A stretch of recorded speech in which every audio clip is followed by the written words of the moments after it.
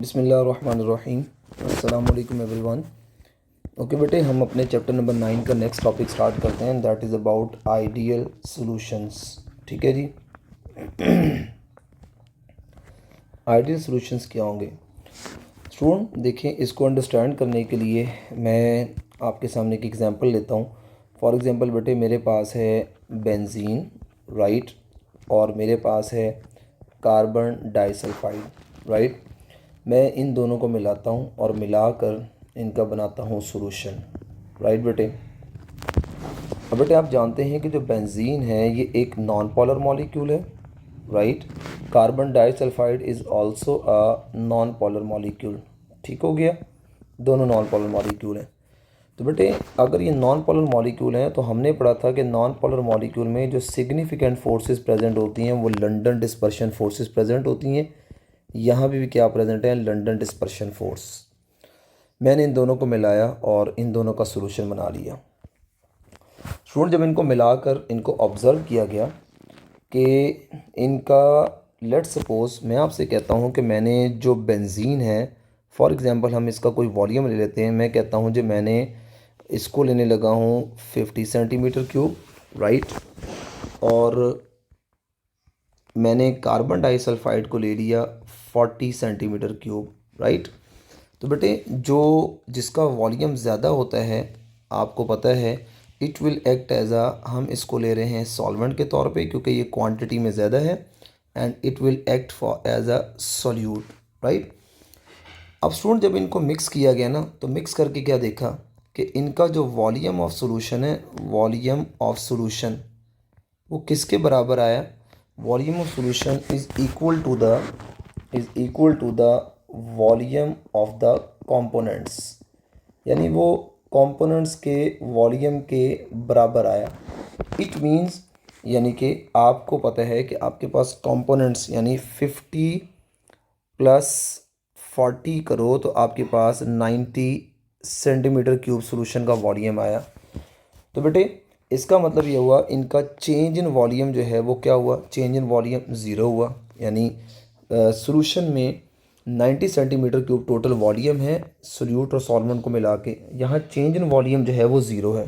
ठीक हो गया।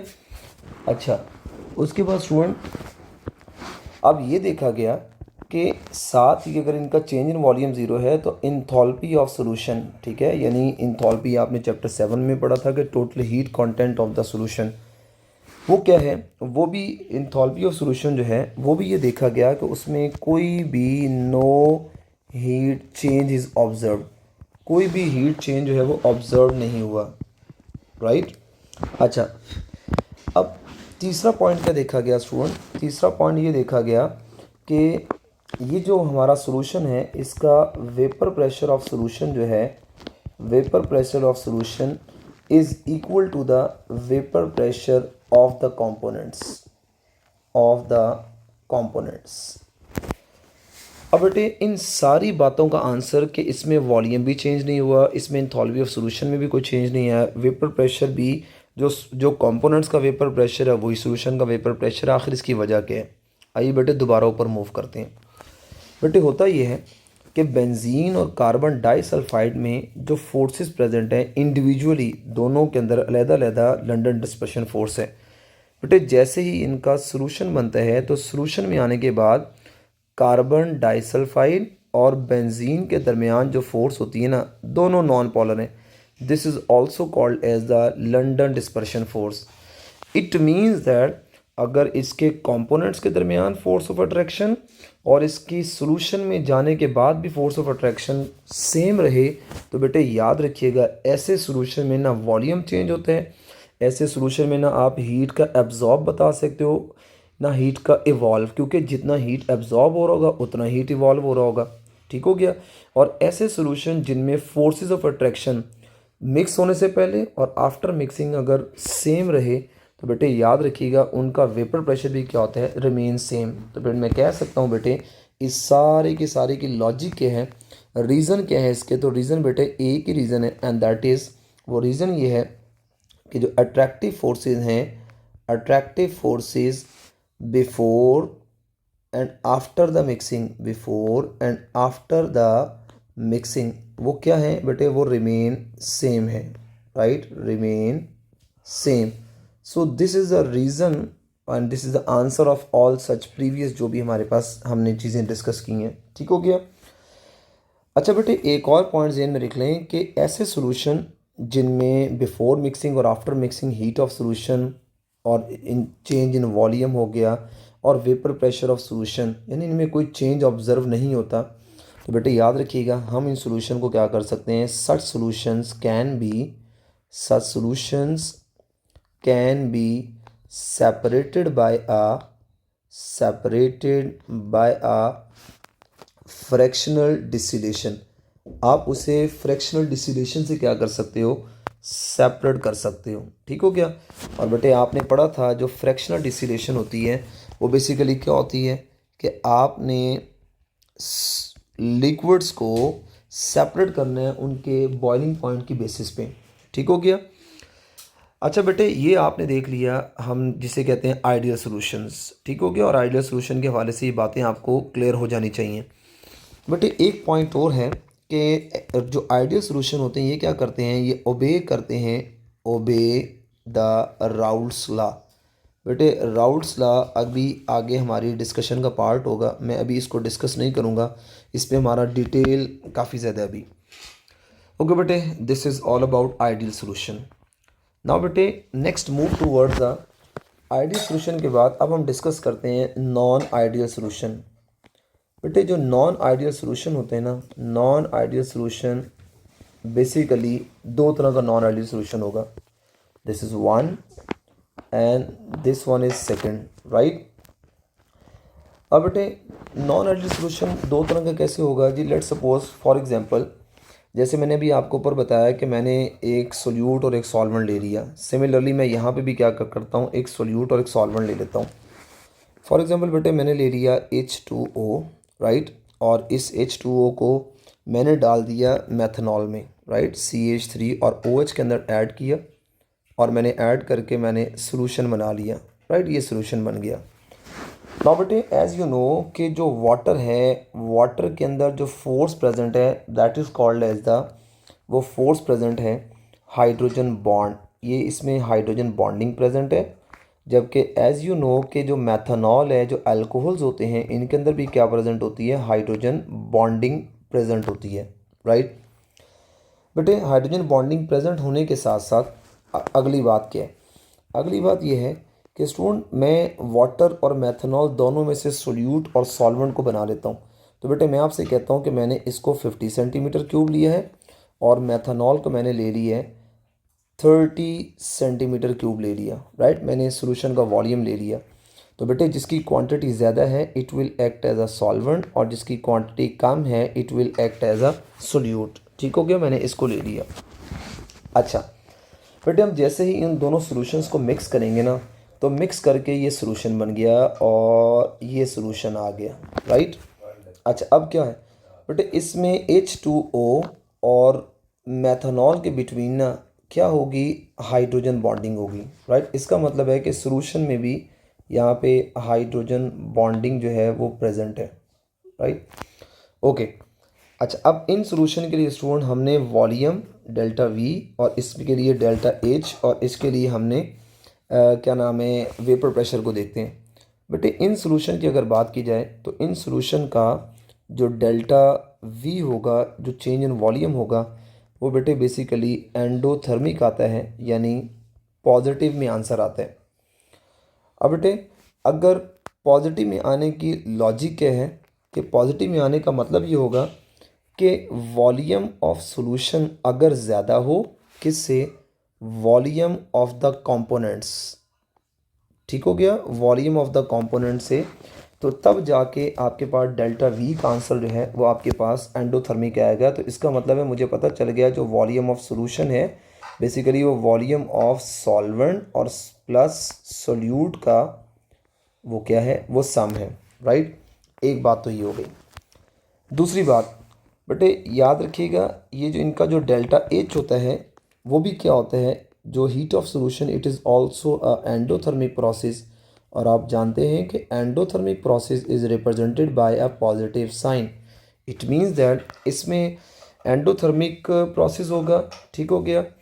इसी तरीके से बेटे तीसरी चीज़ क्या होगी कि इनमें वेपर प्रेशर की अगर बात की जाए तो यहाँ वेपर प्रेशर जो है, वेपर प्रेशर ऑफ सॉल्यूशन वो ज़्यादा होगा vapour pressure of the component से।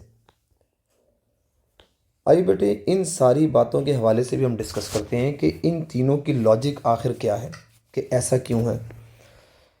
बेटे होता बेसिकली पता क्या है, अब आपको भी थोड़ा सा आइडिया होना चाहिए कि मैं इसके अगर रीजंस के हवाले से बात करूं तो मैंने अगेन फोर्स ही बतानी है। फोर्स क्या बतानी है बेटे, अगर ऐसा हो कि before the mixing, before the mixing, mix होने से पहले क्या हो कि अगर कंपोनेंट्स की फोर्स ऑफ अट्रैक्शन, कंपोनेंट्स की फोर्स ऑफ अट्रैक्शन जो है, कंपोनेंट्स की जो फोर्स ऑफ अट्रैक्शन है, force of attraction of components, of components, force of attraction लिखना था, force of attraction of components is great.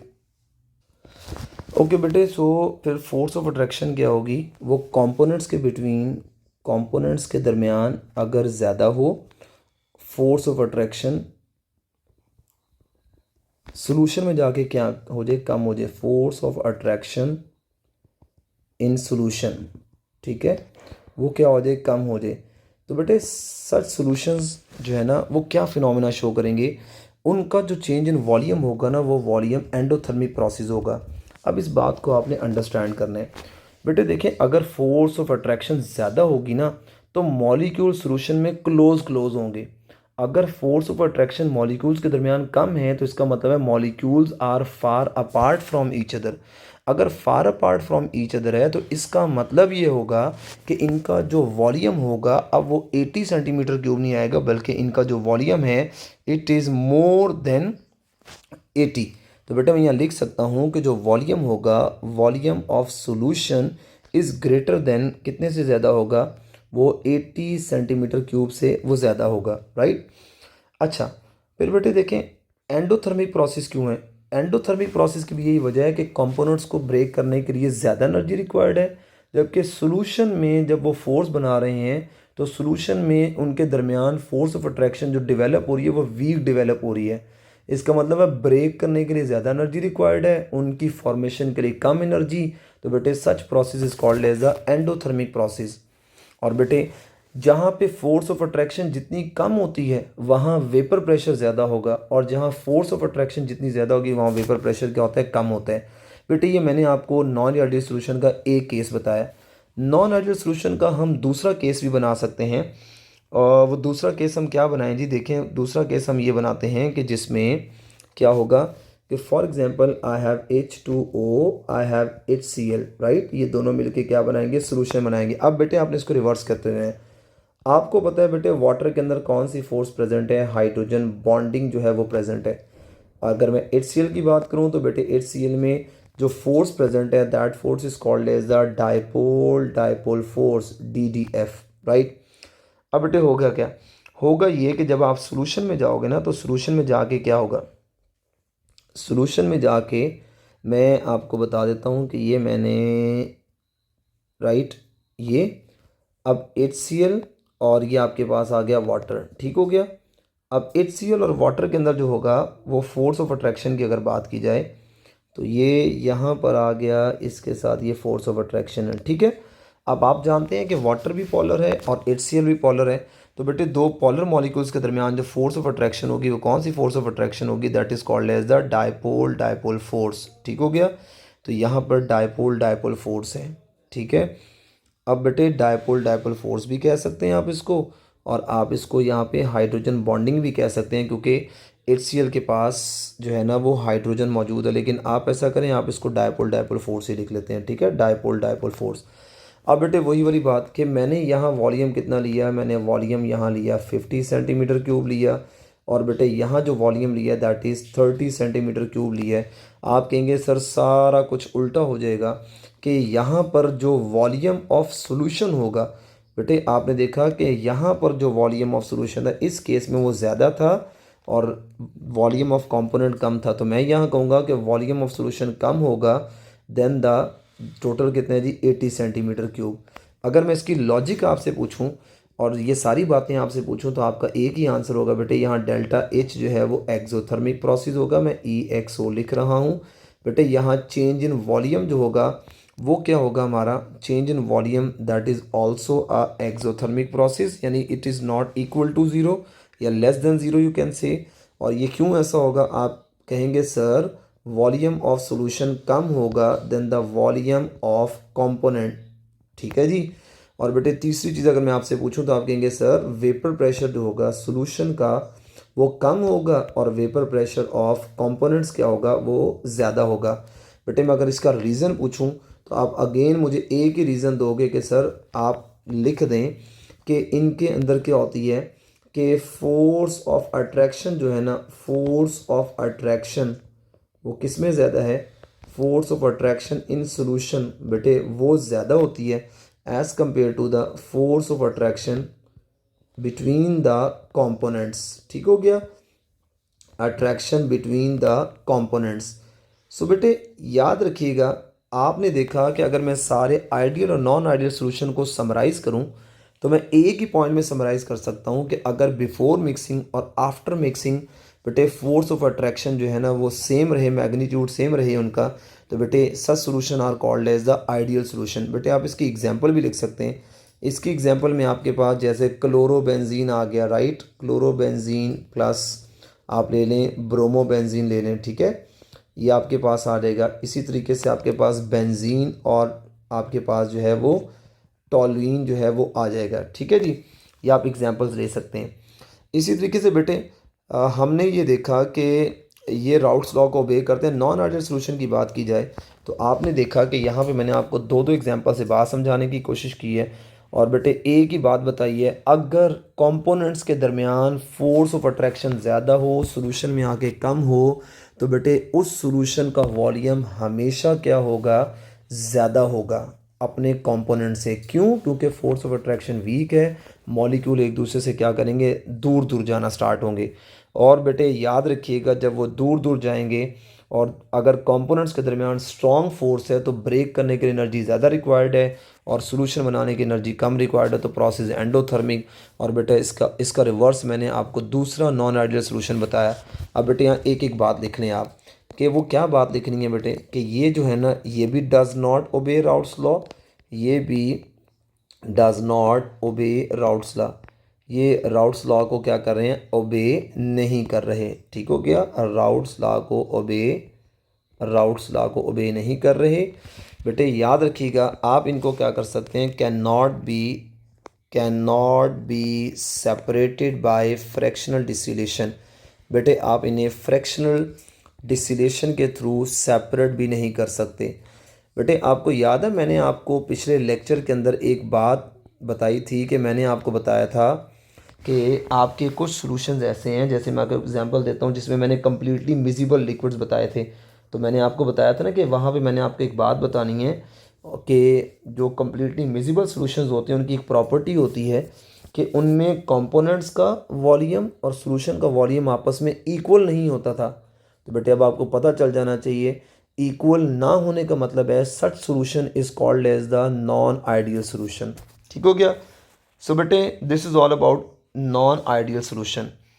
अच्छा अब बेटे हमने मूव करने हैं, नेक्स्ट हम चलते हैं और मैं आपके सिमिलर टॉपिक्स जो है ना पहले वो ख़त्म करने लगा हूँ ताकि आपका जो है ना वो एक पूरी एक फ़ाइल बन जाएगी सिमिलर टॉपिक्स की। ठीक है जी। अच्छा बेटे अब मैं आपको स्टार्ट करने जा रहा हूँ, that is called energetics of solution. ठीक है, एनर्जेटिक्स ऑफ सॉल्यूशन।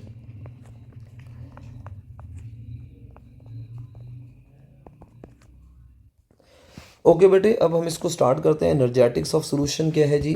अगर इसकी डेफिनेशन की बात की जाए तो मैं ये कह सकता हूँ कि during the formation of solution जो एनर्जी चेंज होता है this is called as the energetic of solution. तो मैं कह सकता हूँ during the formation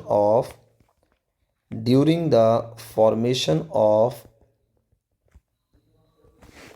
energy changes is called during the formation of solution. ये मैंने फॉर्मेशन ऑफ सॉल्यूशन, बल्कि यहाँ मैं लिखना था फॉर्मेशन ऑफ सॉल्यूशन, ठीक है। तो जो एनर्जी चेंजेस होते हैं is called energetic of solution, ठीक हो गया। मतलब क्या है इसका बेटे, मतलब ये है कि आपने फॉर एग्जांपल ये ए आपके पास ना, ये ए और ए एक सोल्यूट है, राइट। और ये मैं ले लेता हूँ आपके पास बी, और ये बी आपके पास ना फॉर एग्जांपल कोई भी दो कंपोनेंट्स मैंने ले लिए, ठीक है। अब बेटे ये जो ए और ए है ना, इनके दरमियान जो है अट्रैक्शन है, राइट। यहाँ पे ये अट्रैक्शन है, और इनके दरमियान क्या है, बी और बी के दरमियान जो अट्रैक्शन है वो वीक है। हम ये कह सकते हैं कि इनके दरमियान जो है ना वो रिपल्शन है। तो बेटे मैंने आपको एक बात बताई थी, केमिस्ट्री में एक बात याद रखनी है, where there is attraction there is a exothermic process. ये एक्सोथर्मिक प्रोसेस है। जबकि बेटे जहाँ पे भी चीज़ों के दरमियान रिपल्शन होती है वहाँ पे प्रोसेस क्या होता है, एंडोथर्मिक प्रोसेस होता है। This process is called as endothermic process. तो बेटे अब ज़रा इस बात को अंडरस्टैंड करें, मैंने क्या कहा है। मेरा कहने का मकसद ये है कि बेटे जो बी और बी के दरमियान रिपल्शन है ना, रिपल्शन से मुराद ये है, ये मॉलिक्यूल्स एक दूसरे की तरफ अट्रैक्ट नहीं हो रहे। अगर ये मॉलिक्यूल एक दूसरे से दूर जा रहे हैं तो हम इनको दूर लेके जाने के लिए हमें इनको एनर्जी देनी पड़ेगी, ठीक हो गया। तो हम इनको जब दूर लेके जाएंगे, इनको एनर्जी देंगे, एनर्जी एब्जॉर्ब करेंगे, एक दूसरे से दूर जाना स्टार्ट करेंगे। बेटे ए और ए के दरमियान अट्रैक्शन है, ये जितना एक दूसरे की तरफ अट्रैक्ट होंगे, अट्रैक्शन के रिजल्ट में क्या होगा, उतनी ज़्यादा एनर्जी रिलीज़ होगी, और प्रोसेस क्या होगा, एक्सोथर्मिक प्रोसेस होगा। बेटे एक और बात भी आपने जहन में रखनी है। वो अगली बात क्या जहन में रखनी है बेटे, वो ये बात है, आपको याद है मैंने पिछले लेक्चर में भी एक बात बताई थी कि जब सोल्यूट सॉल्वेंट जो होता है ना, अगर सोल्यूट सॉल्वेंट जो अट्रैक्शंस हैं बेटे, अगर वो ज़्यादा हों किस किस से, सोल्यूट और सोल्यूट से, ठीक है, सोल्यूट सोल्यूट पार्टिकल से, और सॉल्वेंट सॉल्वेंट पार्टिकल्स की अट्रैक्शन से।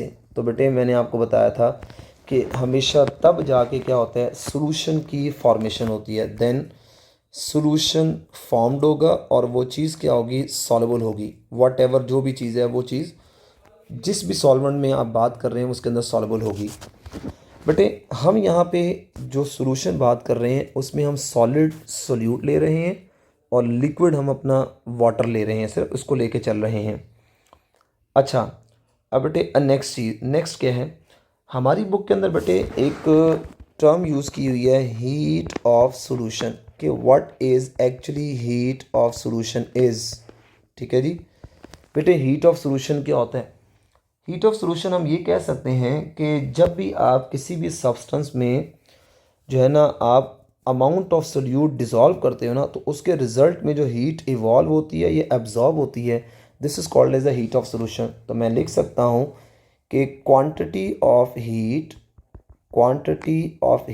जो क्या हो रही है, क्वांटिटी ऑफ हीट जो एब्जॉर्ब्ड हो रही है, एब्जॉर्ब्ड और रिलीज्ड क्या करके, when one mole of solute is dissolved in a solvent, right। तो बेटे this is called as the heat of solution. जैसे बेटे मैं एग्जांपल के तौर पे आपसे कहता हूँ, जैसे हमारी बुक में एग्जांपल है पोटाशियम नाइट्रेट। बेटे ये सॉलिड है, हमने इसको जब वाटर के अंदर ऐड किया, तो वाटर के अंदर ऐड करने के बाद पोटाशियम नाइट्रेट, पोटाशियम भी एक्वस हो गया, और प्लस बेटे नाइट्रेट भी क्या हो गया, ये एक्वस हो गया, ठीक है। और इसके दौरान जो हीट एब्जॉर्ब हुई है that is plus 35.7 kilo joule पर मॉल, राइट। और बेटे एक और चीज़, एक और सॉल्ट ले लेते हैं, जैसे ये प्लस का साइन लगा लिया, ठीक हो गया। बेटे कुछ सॉल्ट ऐसे होते हैं, जैसे मैं आपसे कहता हूँ कि लिथियम जो क्लोराइड है, इस सॉलिड को जब आप वाटर में ऐड करते हो तो लिथियम का आयन ये भी वाटर के अंदर एक्वस, प्लस क्लोराइड का आयन ये भी एक्वस। और बेटे यहाँ जो डेल्टा एच होती है वो आप कह रहे हैं 35 या 34 समथिंग, इतनी हीट एनर्जी क्या होगी रिलीज हो रही है। इसका मतलब है this heat of solution is exothermic, right. और ऊपर बोला क्या था, heat of solution is endothermic, right. So बेटे ये बात भी आपको क्या होगी, अंडरस्टैंड होगी। अच्छा अब बेटे नेक्स्ट चलते हैं, थोड़ा सा अब इसको मज़ीद इलेबोरेट करते हैं। बेटे एक टर्म होती है that is called enthalpy of solution. बेटे इंथॉल्पी ऑफ सोल्यूशन बेसिकली क्या होता है, आपको याद है हमने इंथॉल्पी पढ़ा था, डेल्टा एच, इंथॉल्पी चेंज कहलाता है डेल्टा एच। हमने पढ़ा था जो इंथॉल्पी चेंज होता है वो कैसे निकाला जाता है, H2 माइनस H1 किया जाता है। बेटे हम यहाँ पे क्या करेंगे, डेल्टा एच ऑफ सोल्यूशन कैसे लिखेंगे कि इंथॉल्पी ऑफ सोल्यूशन में से माइनस करेंगे इंथॉल्पी ऑफ कंपोनेंट को। तो बेटे this is called as the enthalpy of solution, right. बेटे आप सब जानते हैं हम इंथॉल्पी ऑफ सोल्यूशन यानी ये जो मैं इसकी बात कर रहा हूँ, आप इसको अकेले को मेजर नहीं करते, क्योंकि हमने ये पढ़ा था कि हम हमेशा चेंज मेजर कर सकते हैं बिकॉज ये एक स्टेट फंक्शन है। तो बेटे इसका मतलब ये हुआ कि हमें इसको मेजर करना हमारे लिए क्या है, मुश्किल है। ठीक हो गया, क्योंकि ये एक स्टेट फंक्शन है और हमने पढ़ा था कि जो इंथॉल्पी होती है बेसिकली ये किसी भी सिस्टम का टोटल हीट कंटेंट होता है। ठीक हो गया, तो मेरा ख्याल है ये मुझे बात लिखने की ज़रूरत नहीं है, आपको ऑलरेडी पता है। ठीक हो गया। अच्छा अब बेटे एक बात याद रखनी है कि अगर इंथॉल्पी ऑफ कंपोनेंट्स यानी कंपोनेंट्स की इंथॉल्पी अगर ज़्यादा हो, किससे, इंथॉल्पी ऑफ सॉल्यूशन से। सो बेटे इन दिस केस आपको पता है अगर मैं डेल्टा एच निकालूं तो बेटे इंथॉल्पी ऑफ सॉल्यूशन जो निकल कर आएगा वो नेगेटिव निकल कर आएगा। Now such process is called as the exothermic process. और दूसरी चीज़ कि बेटे अगर इंथॉल्पी ऑफ सॉल्यूशन ज़्यादा हो और इंथॉल्पी ऑफ कंपोनेंट्स कम हो तो बेटे याद रखिएगा आपके पास जो आंसर निकल कर आएगा इंथॉल्पी ऑफ सॉल्यूशन का दैट इज़ पॉजिटिव, वो पॉजिटिव आंसर आपके पास निकल के आएगा।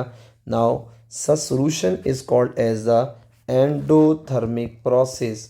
ठीक हो गया, वो प्रोसेस क्या होगा, एंडोथर्मिक प्रोसेस होगा, ये आपने माइंड में रखना है। ठीक हो गया बेटे, हम इनका चेंज नोट कर सकते हैं, हम इनको एक्यूरेटली नहीं बता सकते। बेटे आपको ना आपकी बुक में एक सब्सटेंस, एक टेबल नज़र आ रहा होगा जिसमें सब्सटेंस और उसमें साथ ही उसने हीट ऑफ सॉल्यूशन दिए होंगे, डेल्टा एच सॉल्यूशन। बेटे ये टेबल आपने, मैं इसमें सिर्फ NaCl का लिख रहा हूँ कि NaCl का एक मोल जब वाटर में डिज़ोल्व किया जाता है तो 4.98 किलो जॉल पर मोल की हीट क्या होती है, वो बेटे एब्जॉर्ब होती है। ठीक हो गया, तो ये हमने बेटे देखा जिसे हम कहते हैं एनर्जेटिक्स ऑफ सॉल्यूशन। और एनर्जेटिक ऑफ सॉल्यूशन में कोई ऐसी जो है ना वो डिफ़िकल्ट बात नहीं थी। अब बेटे इसी तरीके से एनर्जेटिक ऑफ सॉल्यूशन के साथ मैं अगले टॉपिक को जो मिला रहा हूँ वो आप देखेंगे, आपको नज़र आ रहा होगा हाइड्रेशन एनर्जी ऑफ आयन लिखा होगा और एनर्जेटिक्स ऑफ हाइड्रेशन जो है ना वो आपको लिखा हुआ टॉपिक नज़र आ रहा होगा। अब बेटे हम इसके ऊपर थोड़ी सी बातें कर लेते हैं। अच्छा अब बेटे फॉर एग्ज़ाम्पल मैं क्या करता हूँ कि मेरे पास पोटाशियम आयोडाइड का एक सॉल्ट है। हम एक एग्जांपल लेते हैं पोटाशियम आयोडाइड की KI, ठीक है, ये सॉलिड फेज के अंदर है और मैं जब इस पोटाशियम आयोडाइड को डिज़ोल्व करूँगा, ओके बेटे पोटाशियम आयोडाइड का हम एनर्जेटिक्स चेक करते हैं। पोटाशियम जो है ना हम इसको जब वाटर के अंदर डिज़ोल्व करते हैं सॉलिड को, राइट, तो इसमें ये पोटाशियम आयन एक्वस और आपको पता है ये आयोडाइड आयन क्या हो जाते हैं, एक्वस हो जाते हैं। ठीक है, अब बेटे पोटाशियम आयोडाइड सॉल्ट है तो आपको पता है जो सॉल्ट्स होते हैं ये बेसिकली आयनिक इन नेचर होते हैं। ठीक है, ये एक आयनिक सॉलिड है। अच्छा अब बेटे हम क्या करते हैं, आपको पता है ये जो आयनिक सॉलिड्स होते हैं इनके क्रिस्टल्स होते हैं। हम क्या करते हैं जैसे ही ये इसको वाटर के अंदर इसके क्रिस्टल को डाला जाता है, जैसे ये मैंने वाटर के अंदर इसका क्रिस्टल ऐड कर दिया, right.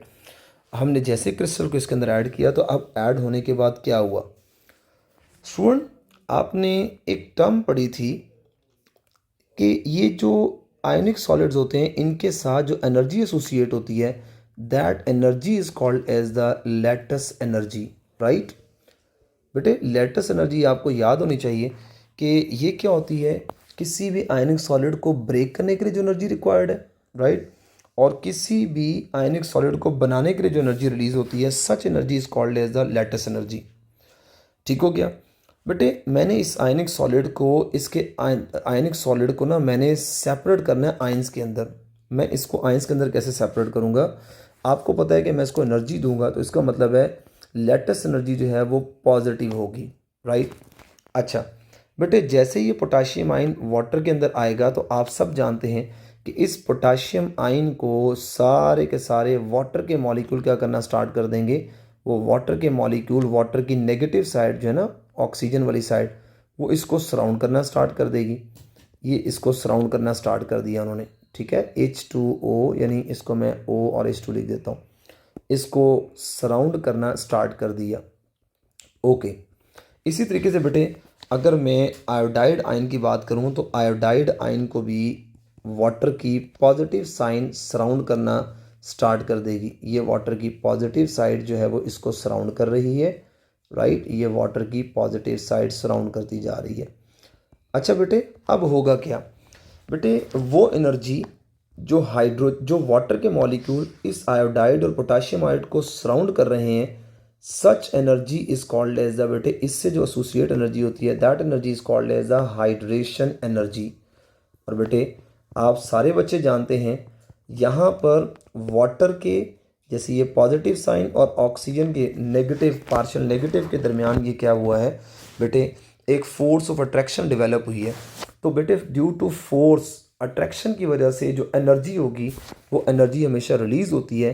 That energy it means hydration energy जो है ये ऑलवेज क्या होगी बेटे, इट इज़ ऑलवेज नेगेटिव, क्योंकि हाइड्रेशन एनर्जी का मतलब ये है कि वाटर के मॉलिक्यूल जो आयन को ड्यू टू अट्रैक्शन जो सराउंड कर रहे हैं बेटे, such energy is called as the hydration energy. ठीक हो गया, ये बात आपने अपने माइंड में रखनी है। ओके, उसके बाद बेटे नेक्स्ट अब होगा क्या स्टूडेंट, यहाँ हमने कुछ चीज़ों का कंपैरिजन करना है। और बेटे एक फोर्स के वाले से मैं आपको बता दूँ, किसी भी आयन और पोलर मॉलिक्यूल के दरमियान जो फोर्स होती है that force is called as the ion dipole force. ठीक हो गया बेटे। अच्छा अब इसमें देखें कि हमने लेटेस्ट एनर्जी और हाइड्रेशन एनर्जी का आपस में कंपैरिजन करना है। अच्छा बेटे अगर मैं कहता हूँ कि लेटेस्ट एनर्जी ज़्यादा हो as compare to hydration energy, यानी आप ये कह लें कि सॉलिड को ब्रेक करने के लिए हमें जो है वो एनर्जी ज़्यादा रिक्वायर्ड है, राइट, और जो हाइड्रेशन एनर्जी है वो कम रिलीज़ हो रही है। तो बेटे आप सब कहेंगे कि सर इस केस में ये होगा कि जो हमारा जो वो जो चीज़ होगी वो चीज़ वाटर के अंदर क्या होगी, इनसॉल्युबल होगी। ठीक है। अच्छा दूसरी बात, अगर मैं इसको मैथमेटिकल फॉर्म में लिखना चाहूँ तो मैं लिख सकता हूँ कि जो इंथॉल्पी ऑफ सॉल्यूशन होगा ना, it is a sum of किस किस का सम होगा, it is a sum of latest energy, यानी इसको इंथॉल्पी ऑफ लेटेस्ट एनर्जी लिख लें, enthalpy of latest energy plus enthalpy of hydration energy. ठीक हो गया। अच्छा बेटे अब मुझे आप ये बताएं, चलो हमें ये तो पता चल गया अगर लेटेस्ट एनर्जी ज़्यादा हो हाइड्रेशन एनर्जी कम हो तो वो सोल्यूट वाटर के अंदर इनसॉल्युबल होता है।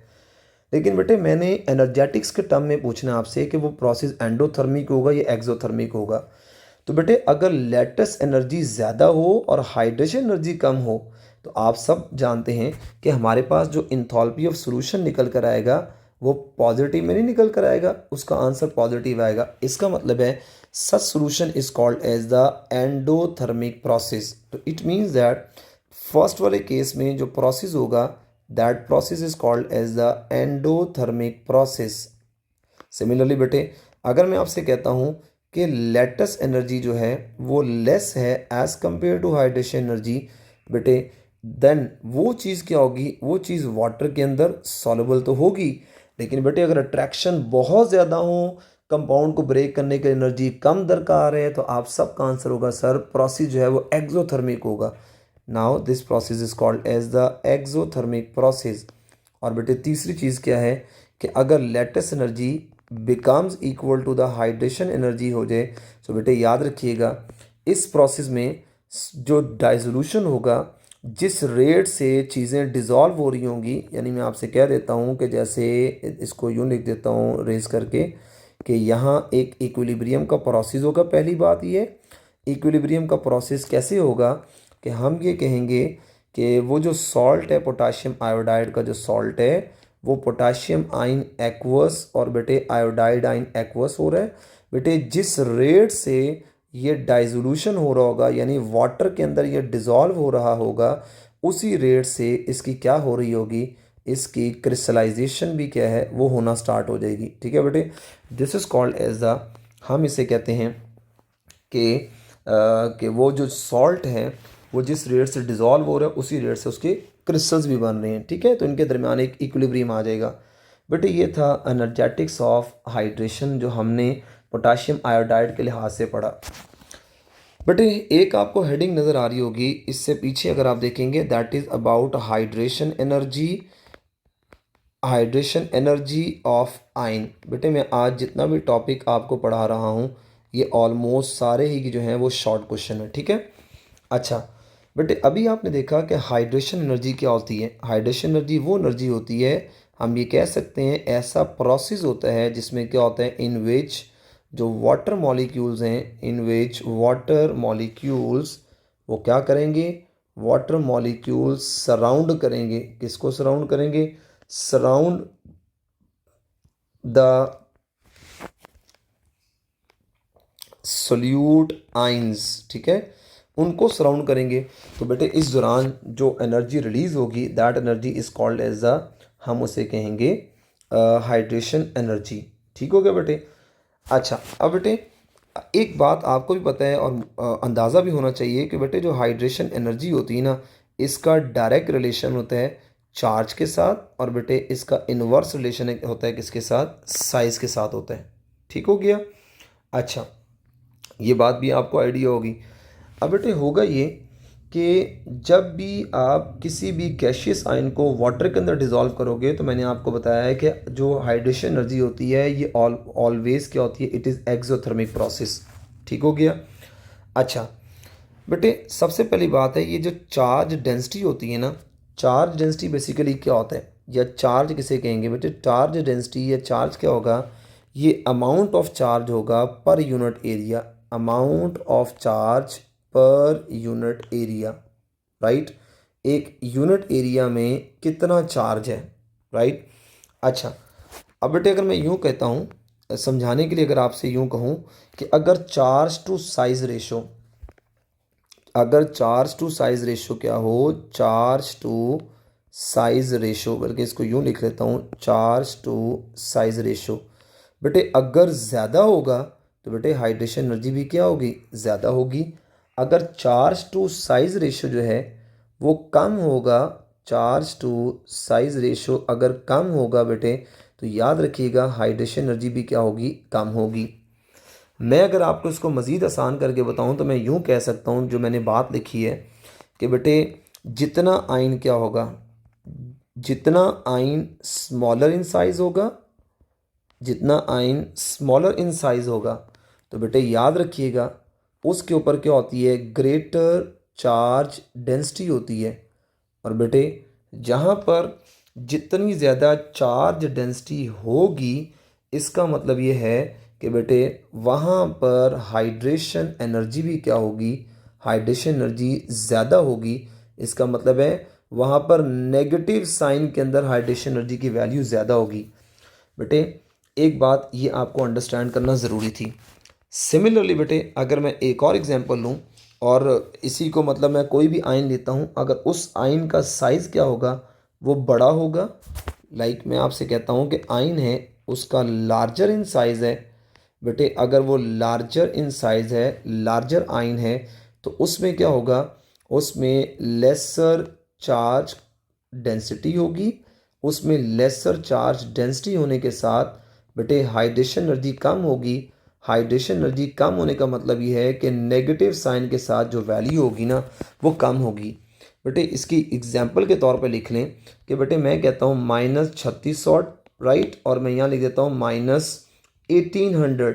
तो बेटे माइनस के साइन को इग्नोर करते हैं, आपने ये नहीं समझना कि -3600 का मतलब ये छोटी वैल्यू है, -1800 का मतलब है ये बड़ी वैल्यू, नहीं, ये नहीं अंडरस्टैंड करना। -3600 का मतलब है यहाँ पे ज़्यादा एनर्जी रिलीज़ हुई है, ज़्यादा वाटर के मॉलिक्यूल ने उसको क्या किया है, उनको सराउंड किया है। ठीक हो गया बेटे। अब अगर आप देखें बेटे, ज़्यादा हाइड्रेशन एनर्जी का क्या मतलब होगा कि वहाँ पर ज़्यादा फोर्स ऑफ अट्रैक्शन होगी। ग्रेटर चार्ज डेंसिटी और हाइड्रेशन एनर्जी ज़्यादा होने का मतलब है कि क्या होगा, ग्रेटर अट्रैक्शन होगी। ठीक है, किसके दरमियान, आयन और वाटर मॉलिक्यूल के दरमियान बहुत ज़्यादा अट्रैक्शन को रिप्रेजेंट कर रहा है। जितनी अट्रैक्शन ज़्यादा उतना एक्सोथर्मिक प्रोसेस होगा। ठीक है बेटे, ये कहलाता है hydration energy of ions.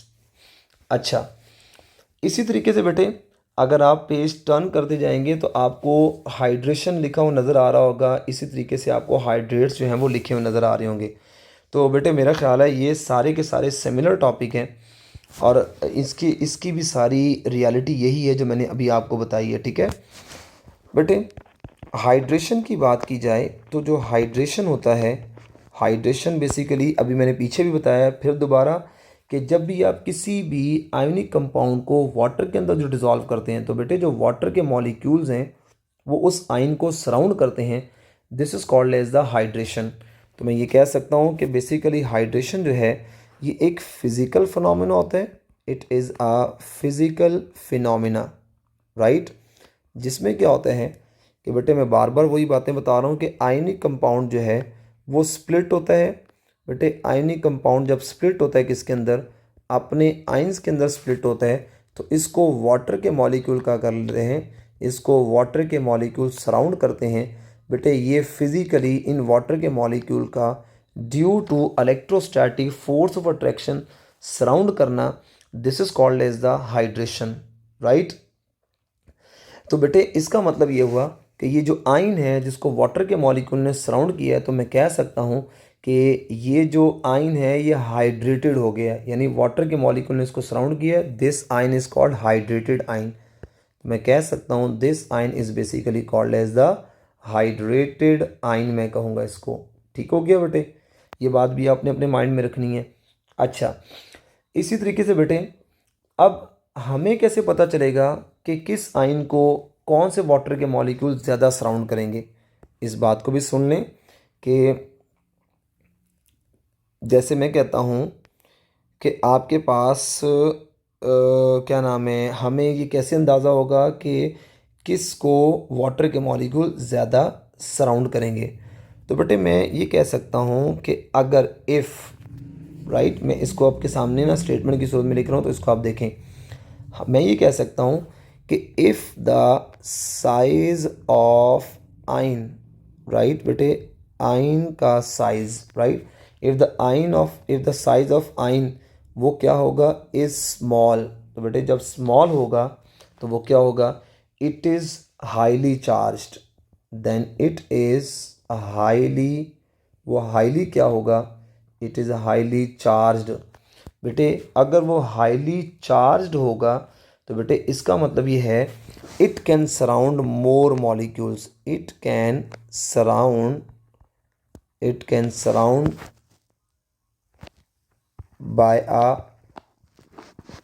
greater number of molecules of water, greater number of water molecules, right। तो बेटे अब आप खुद ही फैसला कर लें कि आपके पास, और इसी का मैं रिवर्स लिखूंगा तो आपको आप कहेंगे सर वो इसका रिवर्स है, उसकी ज़रूरत नहीं पड़नी। ठीक है, जैसे for example I have copper +2 charge है और सल्फेट 2- चार्ज है। बेटे हमने ये बात पढ़ी हुई ना, जो हमारे क्या कहते हैं पॉजिटिव चार्ज जो स्पीशीज़ होती हैं ना, पॉजिटिव चार्ज स्पीशीज़ होती हैं ये स्मॉल इन साइज़ होती हैं, they are small in size, right. ये कैटाइन स्मॉल इन साइज़ होते हैं और जो एनाइंस होते हैं बेटे ये लार्जर इन साइज़ होते हैं। ठीक है, ये साइज़ में क्या हैं, they are larger in size. बेटे जो लार्जर इन साइज़ होता है वहाँ पे लो चार्ज डेंसिटी होती है, राइट। और बेटे जो स्मॉलर इन साइज़ होते हैं इनके पास क्या होता है, हाई चार्ज डेंसिटी होती है। ओके, ये बात भी अंडरस्टैंड होगी। अब बेटे अब हाई चार्ज डेंसिटी होने से क्या होगा कि ये ज़्यादा वाटर के मॉलिक्यूल को सराउंड करेगा और बेटे इसके बारे में क्या आता है कि जो कॉपर का आयन होता है, ये एमसीक्यूज़ के तौर पे भी याद रखना है। जो वन कॉपर का आयन है, it is surrounded by 4 water molecule. ये 4 वाटर मॉलिक्यूल को सराउंड करेगा। जबकि बेटे जो हमारा कॉपर सल्फेट है, सॉरी सल्फेट जो है, ये 1 वाटर मॉलिक्यूल को जो है ना सराउंड करेगा। यानी आप अगर इसकी एग्जांपल देखना चाहते हैं ना, तो नेक्स्ट आपको नीचे हाइड्रेट्स लिखा नज़र आएगा। बेटे हाइड्रेट्स के लिए आपने सिंपली बस ये ज़हन में रखना है कि जो मैं आपको सिर्फ सिंपली हल्की सी बात बताने लगा हूँ बेटे, वो सॉरी हाइड्रेशन लिख दिया, हाइड्रेट्स। बेटे ये है आपके पास हाइड्रेट्स आ जाएंगे, हाइड्रेट्स, ठीक है। आइए हाइड्रेट्स को भी देख लेते हैं। बस इसको जल्दी जल्दी आपने इसके फॉर्मूलाज याद करने। बेटे हाइड्रेट्स क्या होते हैं? ये क्रिस्टलाइन सब्सटेंस, राइट, जो क्रिस्टलाइन सब्सटेंस होते हैं ना, right, crystalline substance which have chemically combined water molecule, which have chemically combined क्या होने चाहिए बेटे? उसके पास क्या होंगे? वाटर मॉलिक्यूल्स होंगे। This is called as the बेटे हाइड्रेट्स। ठीक हो गया। जैसे बेटे अब आपने कुछ सॉल्ट्स याद रखने, जैसे मैग्नीशियम सल्फेट जो है, इसके साथ 7H2O के वाटर मॉलिक्यूल अटैच हैं। इसको कहते हैं हम एप्सम सॉल्ट कहते हैं, ठीक है। इसी तरीके से बेटे कॉपर सल्फेट है, और इसके साथ जो वाटर के मॉलिक्यूल अटैच हैं, जिसकी मैंने पीछे एग्जांपल भी आपको दी है, वो 5 वाटर के मॉलिक्यूल अटैच हैं, जिसको पंजाबी में नीला तोता भी कहा जाता है। इसी तरीके से बेटे और भी आप ले लें, जैसे आपके पास ऑक्जेलिक एसिड है, राइट, इस ऑक्जेलिक एसिड के साथ 2H2O वाटर के मॉलिक्यूल से अटैच हैं। This is called as the oxalic acid. तो बेटे ये जो मैं जितना पढ़ा रहा हूँ, ये सारे का सारा शॉर्ट है आपके लिए, ठीक है। इस शॉर्ट को आपने याद रखना है। ओके।